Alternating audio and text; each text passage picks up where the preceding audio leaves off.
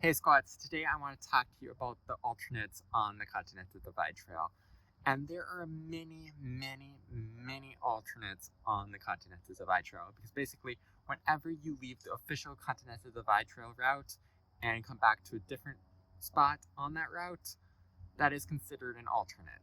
So when you're out on the Continental Divide Trail, you're most likely going to use an app called Far Out for navigation. In Far Out, the main official CDT route is marked in red.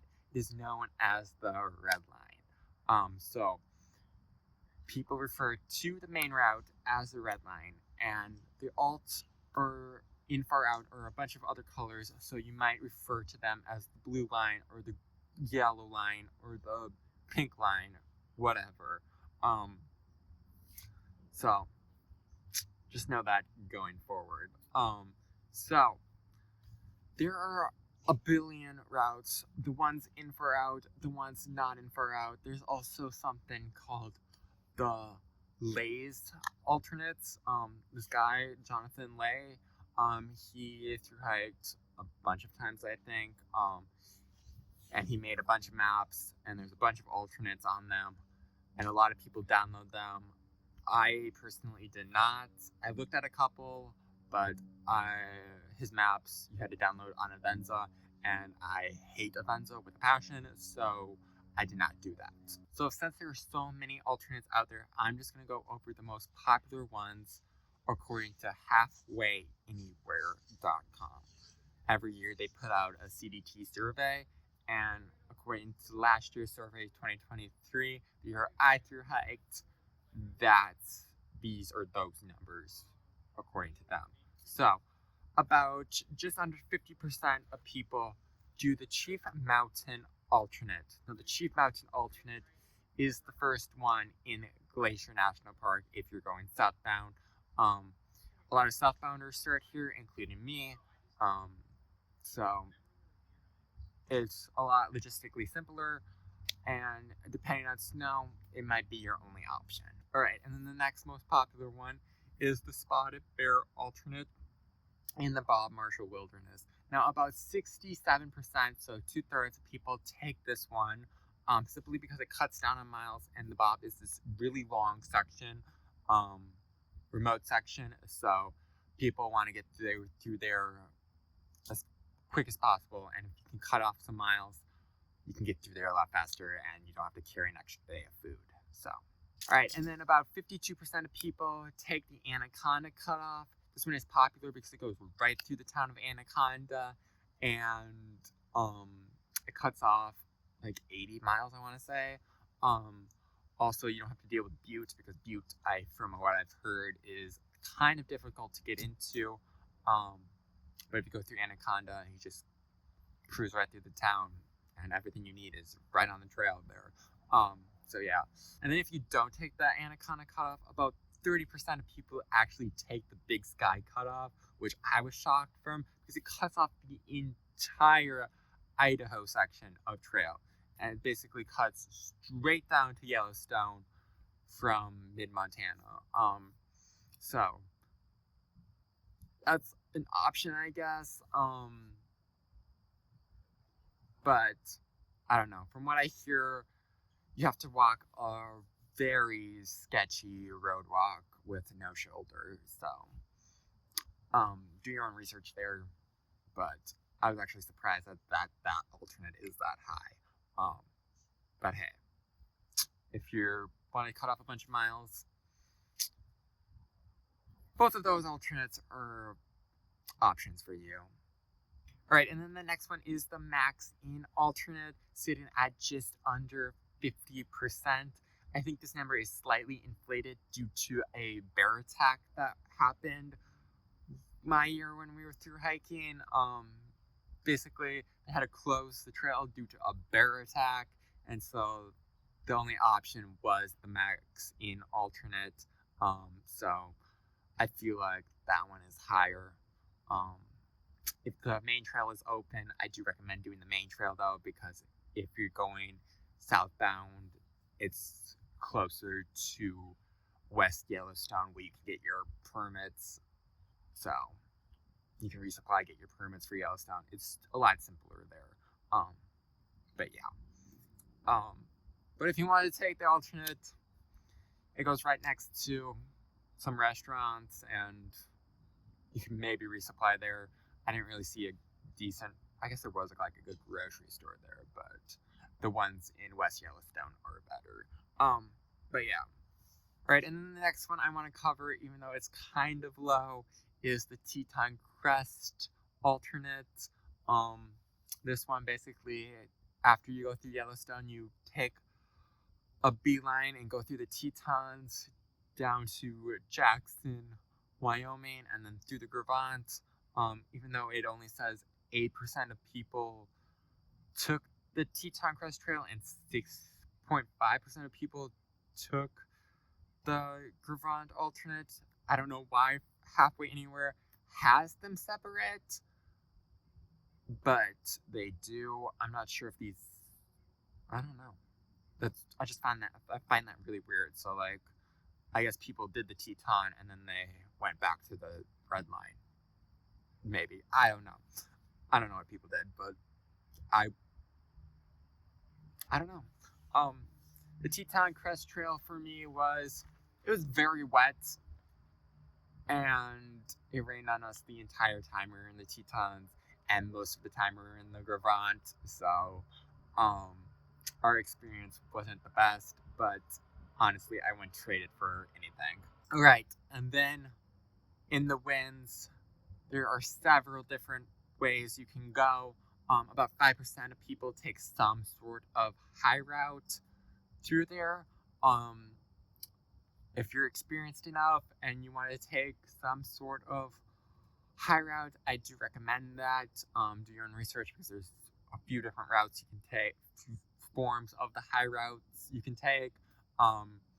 For me, I just came off of the Teton alternate, so I really did not feel like doing something extreme like a high route in the winds. Maybe someday I'll go back, but it just wasn't on the table for me. And then also, if you don't want to do one of the high routes, there is Knapsack Col, which is you kind of get the vibe for a high route. It's not a high route, but there is like a little bit of route finding, because you kind of like go over this kind of scrambly paths. When I was going through there was snow on it, and I had somewhat of a heavy pack because we just got a mail drop, so my family opted not to do that. However, we did do a Circuit of the Towers. Now, Circuit of the Towers, about 80% of people take this, and I do recommend it. Again, there was a little bit of snow when I went through there, but it was totally manageable. We didn't have micro spikes or anything. There's just a tiny bit of snow on Texas Pass, but we had no problems with it. Texas Pass is probably the most challenging part of it. And then after that, you have to go over Jackass Pass and follow the trail. You could also, the route we did went over a different pass. It was also kind of complicated. I'm blanking on the name of it, but if you just want to do like the main Circuit of the Towers that like everybody sees, you can take the trail and bail at the name of the lake I'm blanking on to get back to the CDT too. Right, and then next is the Rocky Mountain Cut-Off. My year, this sat at 56% of people took it. I do think that this is also slightly inflated because there was a forest fire that the park system was not allowing anybody to take the main Redline, so everybody took the alternate. If you did want to take the alternate, you would need a backcountry permit and a bear canister to go along with that to go back there. But since then, that restriction has been lifted. You still need to get the backcountry permit if you want to camp back there. So, yeah. But you can do it in one go if you don't want to take the alt. It's up to you. All right, and then the next alternate you can take is the Argentine Spine. This one sits right by Gray's Peak, so you don't have to descend, and you can just take the ridge all the way over. So about 33% of people take this one. However, I do not have any experience there, so I really can't talk to it because I took the Silverthorne alternate for logistic reasons. About 30% of people took that alternate, and honestly, I don't feel bad about missing Gray's Peak because I summited Mount Elbert, the tallest mountain in Colorado, so that's just a couple miles off of Trail 2, and there's an alt you can take to get up and down that one. So if you're interested, I think about like 20% of people took that one too, so it's there. All right, and then surprising to me, about 24% of people took the Collegiate East route. So the Collegiate East route is part of the Colorado Trail. Now the Colorado Trail and the Continental Divide Trail overlap for a good portion of Colorado, and the Continental Divide Trail takes the Collegiate West side of the Colorado Trail. So when you're hiking the Colorado Trail, you have to decide if you want to go east or west. But I don't know. I guess you technically do have an option when you're hiking the Continental Divide Trail, but most people go west. And west has better views. However, when I went through it, of course, it rained on it, so we had to kind of find our own route to dodge some weather, but that's beside the point. Right, and then the last one in Colorado is the Creed Cut-Off. About 40% of people take the Creed Cut-Off, and it simply cuts off a good portion of the San Juan Mountains. I actually did, unfortunately, take this one just because it was starting to snow in Colorado, and I had enough of Colorado's weather, so I'm just like, you know what?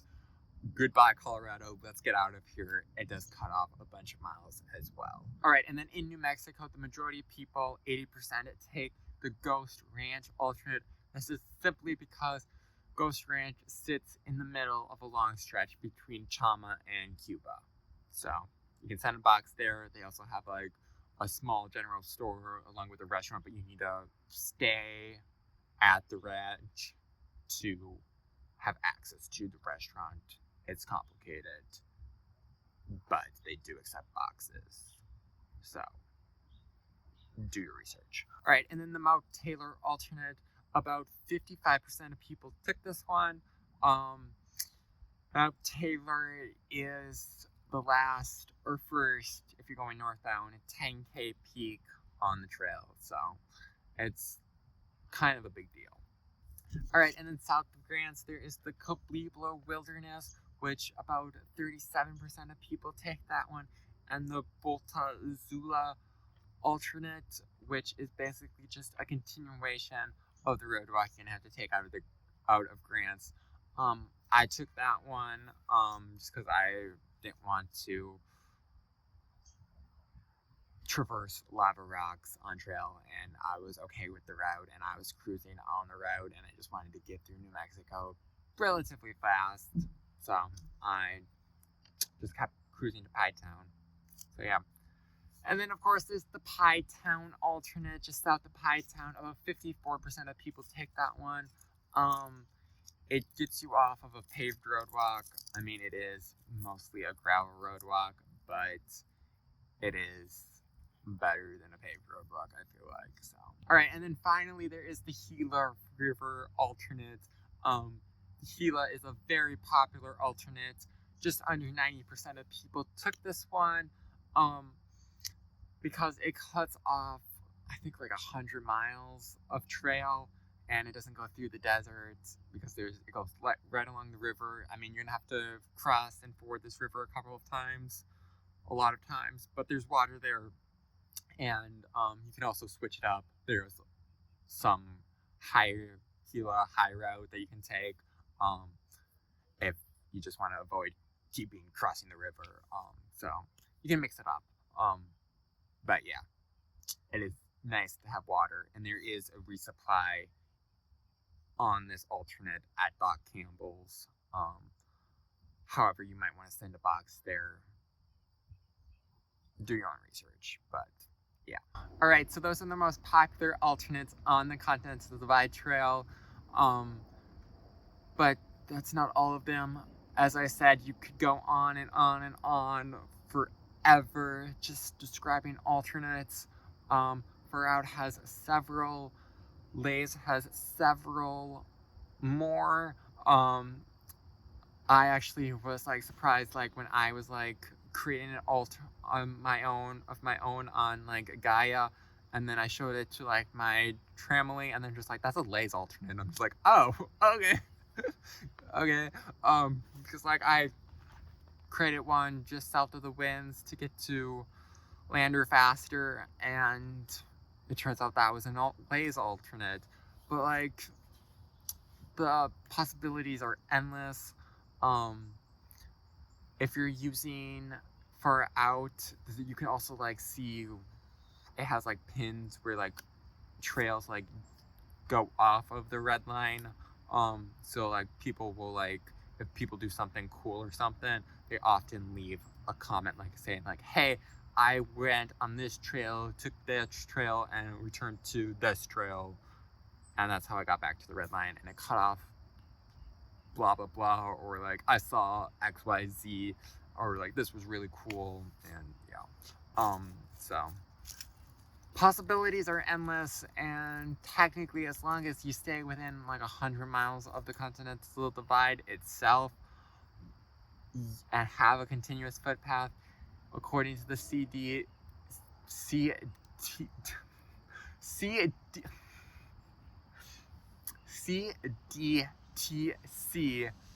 you are a through hiker. So go out there, choose your own adventure, and have the time of your life. And I'll see ya out there. Peace.